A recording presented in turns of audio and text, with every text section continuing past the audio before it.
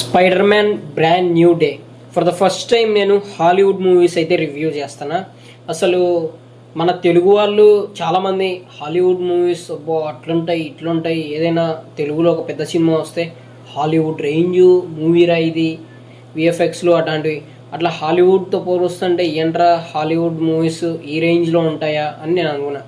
చిన్నప్పుడు Avengers infinity war movie నేను థియేటర్లో చూసా, బట్ అప్పుడు నేను సాటిస్ఫై కాలే. అండ్ నాకు తెలిసి హాలీవుడ్ మూవీ ఏది నేను థియేటర్లో చూడలేదు.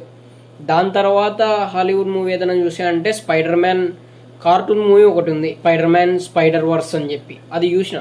నాకు ఫస్ట్ నుంచి కూడా ఈ ఎంసీయూ, ఐరన్ మ్యాన్ ఇవన్నీ అంటే చాలా ఇష్టం.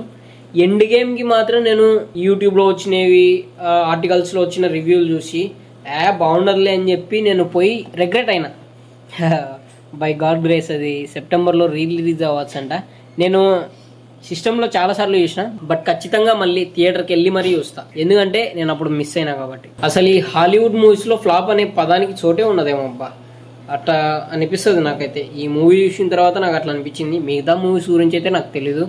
అండ్ నేను సిస్టంలో చూసినా కూడా ఎంసీయూకి సంబంధించి నాకు అదే ఫీలింగే వచ్చింది. మేబీ దానిలో అసలు లేదేమో, ఫ్లాప్ అనే పదానికి చోటే లేదేమో అనిపించింది. ఆ రేంజ్లో ఉన్నాయి అన్నీ కూడా. ఇప్పుడు బ్రాండ్ న్యూ డే కూడా ఆ రేంజ్లోనే ఉంది. అండ్ నెక్స్ట్ డూమ్స్ డే ఉంది. డూమ్స్ డే కోసం చాలా వెయిట్ చేస్తాను, అది కూడా థియేటర్లోనే చూస్తా. ఇక మీదట ఎంసీయూ సినిమాలన్నీ థియేటర్లోనే చూస్తా. ఆ రేంజ్ ఇంపాక్ట్ కలిగించింది ఈ ఒక్క సినిమా. ఈ మూవీ స్టోరీ ప్లాట్ ఏంటంటే, Spider Man No Way Home లో డాక్టర్ స్ట్రేంజ్ అందరూ పీటర్ పార్కర్ ని మర్చిపోవడానికి ఒక స్పెల్ ఉపయోగిస్తాడు.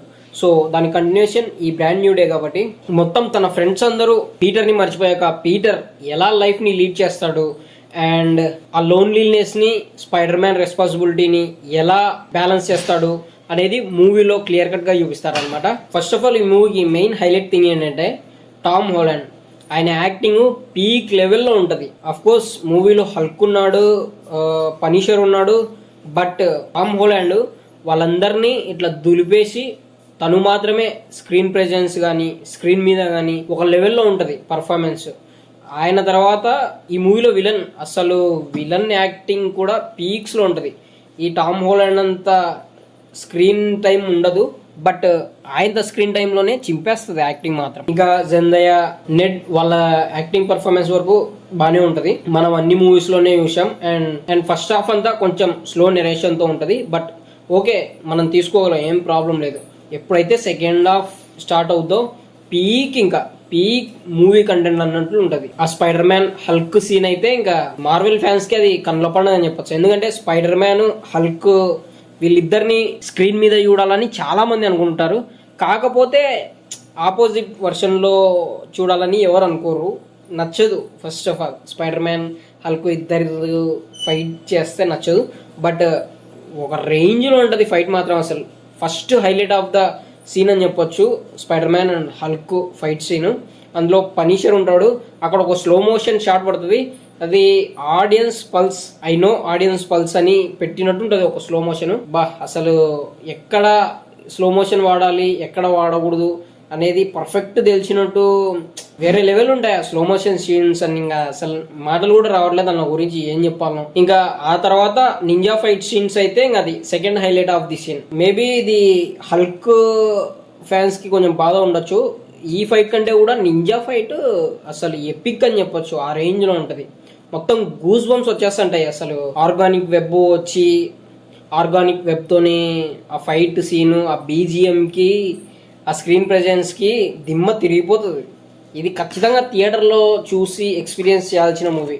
100% ఇది worth watching and worth for every penny అన్నట్లు ఉంటుంది ఈ మూవీ. అండ్ బ్యాక్గ్రౌండ్ మ్యూజిక్ అయితేనేమి, విఎఫ్ఎక్స్ అయితేనేమి, కెమెరా యాంగిల్స్ అయితేనేమి, స్పైడర్ మ్యాన్ ఒక రేంజ్లో స్వింగ్ చేసుకుంటా వెళ్ళిపోతుంటాడు వెబ్ వేసుకొని. అటువంటి సీన్స్లో కూడా క్లారిటీ పక్కా మెయింటైన్ చేసినారు.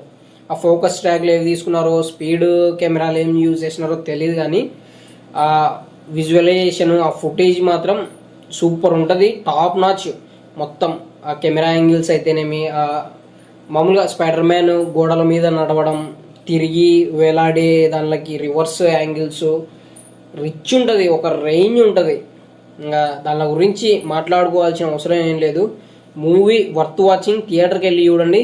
కాకపోతే దీంట్లో నాకు అనిపించిన మైనస్ ఏంటంటే పనిషర్ అండ్ స్పైడర్ మ్యాన్ ఇద్దరి మీద నేను బాగా ఒక రేంజ్లో ఎక్స్పెక్ట్ చేసిన ఏమైనా ఫైట్స్ ఉంటాయని చెప్పి. బట్ ఏదో స్క్రీన్ టైం అంతగా ఇచ్చినట్టు అనిపించదు పనిషర్కి. బట్ ఉన్నంతలో ఆయన కూడా మంచిగానే మెప్పిస్తాడు. సో అది తప్ప నాకైతే మైనస్లు ఏవి అనిపించలేదు. Worth watching in theatres. ఖచ్చితంగా చూడండి. Don't miss it in theatres. Okay.